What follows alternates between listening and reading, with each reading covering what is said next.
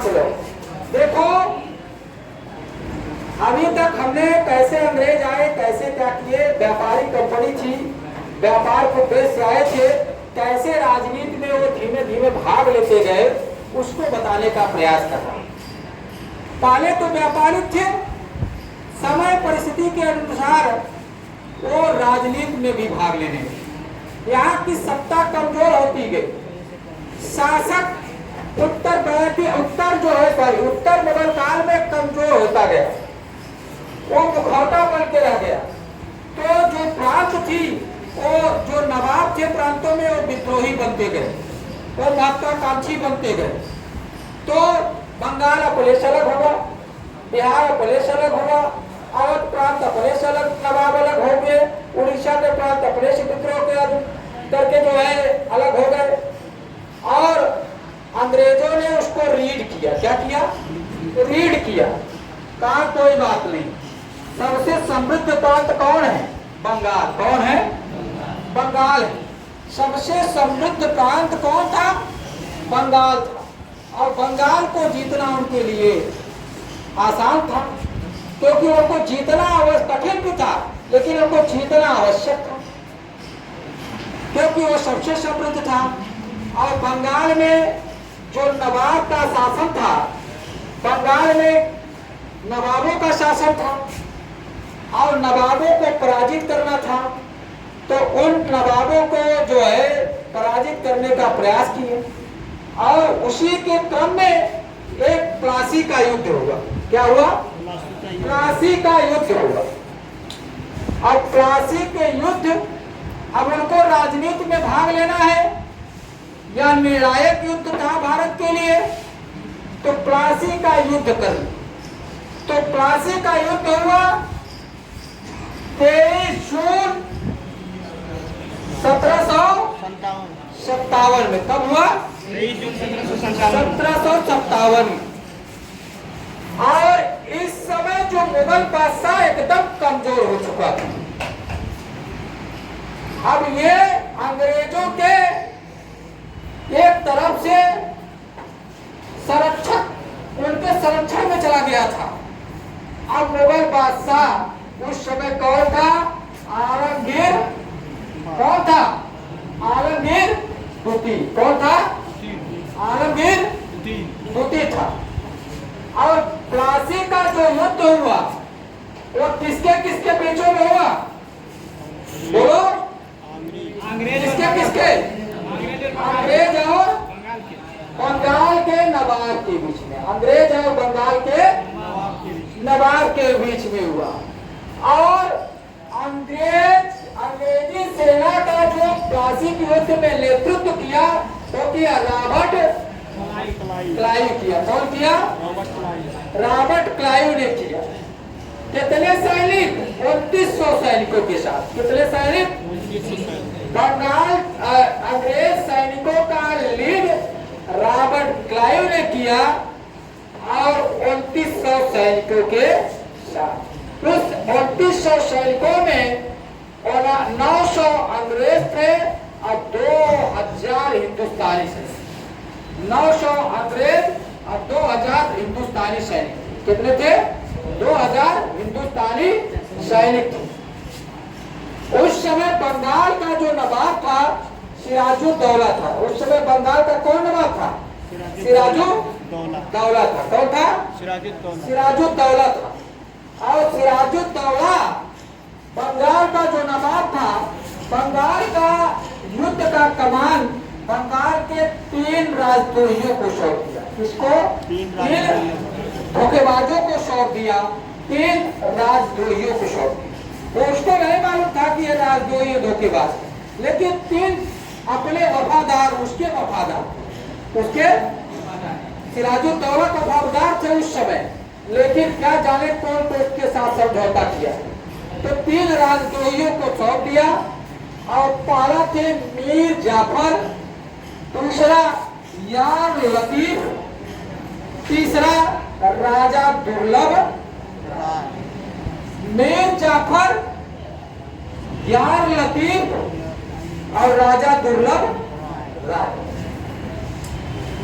इन तीनों सैनिकों ने बंगाल के सैनिकों का लीड किया, लेकिन सच्चाई है समझौता अंग्रेजों के साथ कर, क्या थे, अंग्रेजों के साथ हो गया। यह युद्ध सौदा का युद्ध था। इस युद्ध में मध्यकाल का अंत होने वाला है, लेकिन अब इसमें सौदा हो गया। मीर जाफर को बता दिया गया कि अगर तुमने युद्ध में भाग नहीं लेगा, अगर मुखौटा बनकर खड़ा रहेगा, तो तुमको जो है कहाँ का नवाब बना देंगे, बंगाल का नवाब बना देंगे। उसको ये क्या लालच दे दिए, और इनको धन का लालच दे दिए। यार लतीफ राजा दुर्लभ लाए तो धन का लालच दे दिए। क्या कर दिए, धन का लालच। ये चूंकि बैंकर धनी लोग थे, इनको धन का लालच दे दिए। क्या दे दिए, धन का लालच दे दिए। लेकिन जो सिराजुद्दौला के दो वफादार सैनिक थे, सिराजुद्दौला जो बंगाल का नवाब था, उसके दो वफादार सैनिक जो युद्ध में लड़ते लड़ते वीर गति प्राप्त कर ली। युद्ध में लड़ते लड़ते क्या हुए, मारे गए, वीर गति प्राप्त कर ली। उन सैनिकों का नाम था मीर मदान मोहनलाल। उन सैनिकों का क्या नाम था, दो सैनिकों का, मीर मदान और मोहनलाल था। और अब इसमें जब बंगाल का नवाब सिराजुद्दौला ने देखा कि हमारे साथ तो धोखा हो गया। क्या हो गया, हमारे साथ धोखा हो गया है। ये जो हमारे तीन राजद्रोही थे, जो हमारे लिए वफादार थे, वो राजद्रोही बन गए हैं, वो विद्रोही बन गए हैं, वो सौदा कर लिए हैं अंग्रेजों से। तो उसने देखा कि अब तो हम मारे जाएंगे। क्या हो गए, तो देखा कि हमारे सैनिक तो मारे गए हैं, दो वफादार मीर मदान और मोहनलाल भी लड़ते लड़ते जो सबसे वफादार थे वो मारे गए। तो वो कहाँ भाग गया, मुर्शिदाबाद में। कहाँ भाग गया, मुर्शिदाबाद में भागकर शरण लिया। क्या किया, मुर्शिदाबाद में जब भागकर शरण लिया, और वहां पे उसका मीर जाफर का पुत्र का नाम था मीरन। क्या नाम था, मीरन था। मीर जाफर का पुत्र मीरन ने सिराजुद्दौला को मुर्शिदाबाद में क्या कर दिया, हत्या कर दिया। क्या कर दिया, हत्या कर दिया। और उसके बाद रॉबर्ट क्लाइव ने क्या कर दिया, इसको बंगाल का नवाब बना दिया, मीर जाफर को। नया बंगाल का नवाब कौन बना, मीर जाफर को। मीर जाफर को इतना ज्यादा उत्तरदायित्व में लाभ दिए, इतना हमको देना है, इतना इतना ज्यादा जन का शोषण करने लगे। मीर जाफर को क्लाइव का गधा कहा जाता है। क्या कहा जाता है, इसको क्लाइव का गधा कहा जाता है। खाली उसको लाद दिया गया है शासन। अब वास्तविक सत्ता किसके पास आ गई है, क्लाइव के पास। किसके पास आ गई है, अंग्रेजों के पास आ गई है। इससे खाली धन का शोषण हो रहा है, इससे धन का शोषण। तो अब ये जो प्लासी का युद्ध था, इसमें चूंकि फूट डालो राज्य करो की नीतियां थी, इसलिए अंग्रेजों ने इसमें बंगाल के नवाब के सैनिकों के बीच में फूट डाला। इसलिए फूट डालो राज करो की नीति सबसे पहले प्लासी के युद्ध में अंग्रेजों ने अप्लाई किया। फूट डालो राज करो की नीति को सबसे पहले अंग्रेजों ने कहा अप्लाई किया था। बाद में स्पष्ट चित्र 1909 ईस्वी में जो है अधिनियम में आया, लेकिन अभी कहा सबसे पहले प्रारंभ फूट डालो राज करो की नीति कहाँ लागू किए थे, प्रारंभ किए थे, प्लासी का युद्ध 23 जून 1757। अब ये प्लासी का युद्ध निर्णायक हो गया। क्या हो गया, निर्णायक हो गया। और ये हो गया कि अब यह युद्ध ये हो गया कि राजनीति में कौन भाग लेगा, कौन। अब राजनीति पूरी तरह से नहीं, लेकिन राजनीति में अब कौन भाग लेगा, शासन में अंग्रेज। कौन लेगा, अंग्रेज लेगा। और अंग्रेजों ने अपनी कंपनी का राजनीतिक प्रभुत्व कहाँ कहाँ स्थापित कर दिए? बंगाल, बिहार, उड़ीसा। बंगाल और बिहार और उड़ीसा। इस युद्ध से यदुनाथ सरकार, इतिहासकार यदुनाथ सरकार ने बोला, इतिहासकार यदुनाथ सरकार ने बोला, प्लासी का युद्ध मध्यकाल का अंत था और आधुनिक काल की शुरुआत थी। प्लासी का युद्ध मध्यकाल का अंत था और आधुनिक काल की शुरुआत। इतिहासकार के.एल. पनिक्कर ने यह प्लासी के युद्ध के बारे में बोला था कि प्लासी का युद्ध एक सौदा था। क्या था? एक सौदा था जिसमें बंगाल के धनी लोग और मीर जाफर ने बंगाल को अंग्रेजों के हाथों बेच दिया। के.एल. पनिक्कर ने बोला प्लासी का युद्ध एक समझौता था, एक सौदा था। प्लासी का युद्ध क्या था? एक सौदा था जिसमें बंगाल के धनी लोग और मीर जाफर ने नवाब को अंग्रेजों के हाथों में बेच दिया। तो ये प्रश्न पूछता कैसा है? कौन सा युद्ध एक सौदा था?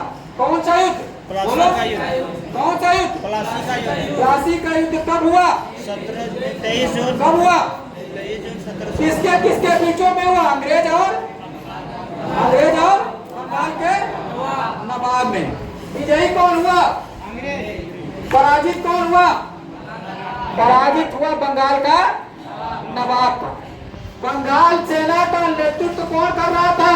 मीर जाफर, यार लतीफ, राजा दुर्लभ राय कर रहे थे। बंगाल का उस समय नवाब कौन था?